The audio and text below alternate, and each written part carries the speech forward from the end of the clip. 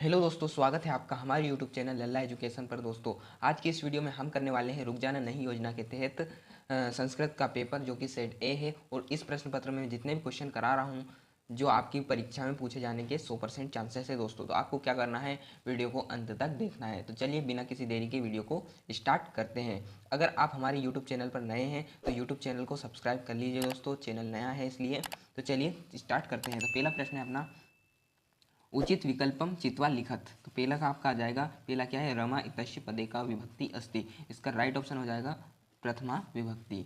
इसके बाद है आपका, अहम स्वः ग्राम गमिष्यामि इतस्मिन् वाक्य अव्ययम अस्ति। तो इसका आपका राइट ऑप्शन हो जाता है दोस्तों स्वः। आपका राइट ऑप्शन हो जाता है, यही आपको करके आना है और यही आपसे पूछा जाएगा। इसमें से आपके 50% पूछे जाने के चांसेस है। इसके बाद तीसरा है आपका, सदाचार एव परमो धर्म अस्मिन् वाक्य अव्ययम अस्ति। तो इसका आपका राइट ऑप्शन आ जाएगा बा एव, है ना। इसका राइट आपका ऑप्शन आ जाएगा एव। तीसरा आपका यही करके आना है दोस्तों। आगे बढ़ते हैं। चौथा प्रश्न है आपका, रामस्य एकस्य पदे वचनम अस्ति। तो इसका आपका राइट ऑप्शन हो जाएगा आ एक वचनम अस्ति, है ना। इसके बाद पांचवा है आपका, लतायाम इतस्मिन् पदे का विभक्ति अस्ति। तो इसका आपका राइट आंसर हो जाएगा चतुर्थी, सा चतुर्थी। इसके बाद आपका छठा है, नघ्या इतस्य पदे वचनम अस्ति। तो इसका आपका राइट ऑप्शन आ जाएगा आ एक वचनम, है ना। इसके बाद आपका आ जाता है, शुद्ध वाक्याम नाम समक्षम आम शुद्ध वाक्य अशुद्ध वाक्य नाम समक्षम ना लिखित। तो इसमें क्या करना है, शुद्ध वाक्यों के सामने आपको आम लिखना है और अशुद्ध वाक्यों के सामने ना लिखना है। तो चलिए बिना किसी देरी के इसे भी अपन कंप्लीट कर लेते हैं।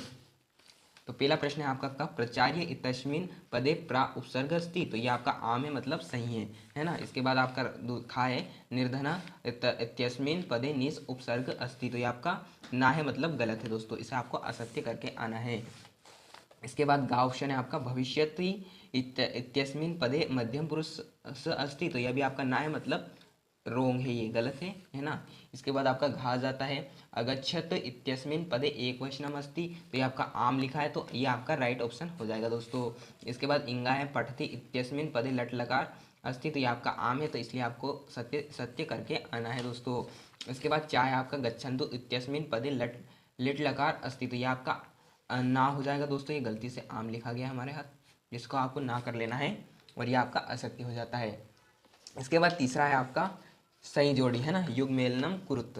तो आपको का पहला आ जाएगा, का छठा। तो आपको का पर ये लगा लेना है विसर्ग संधि। इसके बाद आपका आ जाता है खा रामकृष्णों। रामकृष्णों में द्वंद्व समास है दोस्तों, तो ये आपका खा हो जाएगा। इसके बाद जगदीश, गा का कौन सा आ जाएगा, चौथा, है ना, चौथा व्यंजन संधि। तो आपको यहाँ पर गा लिख लेना है। इसके बाद घा का पीताम्बर, पीताम्बर आपका है तीसरा, तो इसमें आपको घा लिख लेना है। इसके बाद आपका आ जाता है विद्यालय, विद्यालय का आपका है पेला, है ना, विद्यालय का, तो आपको इंगा कर देना है इसमें। इसके बाद आपका चौरात भ्यम, तो इसका आपका हो जाएगा चा पंचमी तत्पुरुष, है ना। तो आपको यहाँ पर चा लिख लेना है। तो आपके यहाँ पर सही जोड़ी हो जाते हैं दोस्तों। और हमारे चैनल से 2 सेट प्रोवाइड किए जाते हैं, सेट ए और सेट बी। इन दोनों में से आपको 100% आपकी तैयारी हो जाएगी और आपको परीक्षा में पास होने से कोई नहीं रोक सकता है। तो चौथा प्रश्न देखते हैं अपन। चौथा है आपका, एक पदेन उत्तरम लिखित। तो इसमें आपका का है, सर्वदा सर्वकार्येषु का बलवती। तो इसमें आपको करके आना है बुद्धि, है ना। मैं राइट ऑप्शन भी मैंने लिखा है यहाँ पर, आपको लिख लेना है या स्क्रीनशॉट ले लेना है। इसके बाद खा है आपका, अत्र जीवितम कीदृशम जातम। तो इसका राइट ऑप्शन हो जाता है दुर्वहम, दुर्वहम। इसके बाद गा है आपका, केन संबंधेन वाल्मीकि लवकुश्यो गुरु। तो इसका आपका आ जाता है उपनयने प्रदेशे, उपनयने प्रदेशे, है ना। इसका राइट ऑप्शन हो जाता है। इसके बाद घाय आपका, पठितवान इत्यस्मिन् पदे कहा प्रत्यय अस्ति, कतवतु। इसमें आपको कतवतु प्रत्यय है। इसके बाद आ जाता है इंगा वाला, गंतुम इत्यस्मिन् पदे कहा प्रत्यय अस्ति। तो इसका आपका राइट ऑप्शन हो जाता है तुमुन, तुमुन प्रत्यय है इसमें। इसके बाद है आपका चा, वर्तमान इत्यस्मिन् पदे कहा प्रत्यय अस्ति। तो इसका आपका आ जाता है सानच, सानच प्रत्यय है इसमें। इसके बाद आपका आ जाता है पांचवा प्रश्न दोस्तों। अगर आपने हमारे चैनल को अभी तक सब्सक्राइब नहीं किया तो सब्सक्राइब कर लीजिए दोस्तों।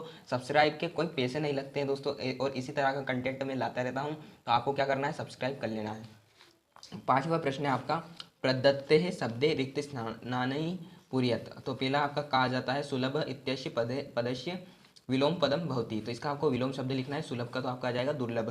इसके बाद खा है आपका सार्थकम इत्यस्य पदस्य विलोम पदम भवति। तो आपको सार्थक का विलोम शब्द लिखना है, तो आपको क्या जाएगा यहाँ पर निरर्थकम, निरर्थकम आपका विलोम शब्द हो जाएगा। इसके बाद गा है आपका मधुराभि गीतानि इत्यस्मिन् पदयो। तो इसका आपका आ जाता है गीतानि, इसमें विशेष्यम है ना, विशेष्यम आपका गीतानि हो जाता है। इसके बाद आपका घा जाता है सुंदर बालक इत्यस्मिन् पदयो विशेषणम अस्ति। तो इसमें आपका सुंदर करके आपको आ जाना है, नंबर लेने से आपको कोई नहीं रोक सकता। और इसी में से आपसे 50% पूछा जाएगा दोस्तों, तो इसे आपको तैयार करके ही जाना है। मेरी राय में तो आपको ये तैयार करके ही जाना चाहिए। इसके बाद आपका आ जाता है इंगा आम्रम इतस्य पदस्य पर्याय भवति। तो इसका आपका आ जाता है रसालम, खालिस्तान में आपको क्या करना है रसालम, क्योंकि आम्रम का पर्यायवाची क्या होता है रसालम होता है।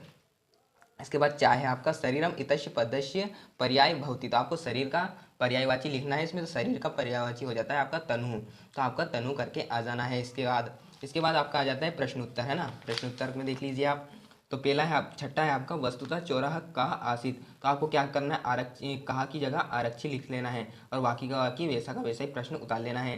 तो फिर आपका आ जाता है इसका अथवा सरसा शोभा केन भवती। तो इसे आपको देख लेना है, याद कर लेना है दोस्तों, वेरी आईएमपी क्वेश्चन है परीक्षा की दृष्टि से।